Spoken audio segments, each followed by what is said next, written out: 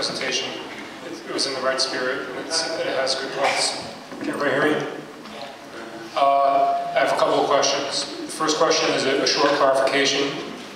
In the previous segment, I think you said that if the bylaw change fails to pass, you would not, by fiat, institute a bylaw change. You would first consult with the lawyers, and then you would come to the community, presumably in some sort of town hall format or whatever, before making any decision.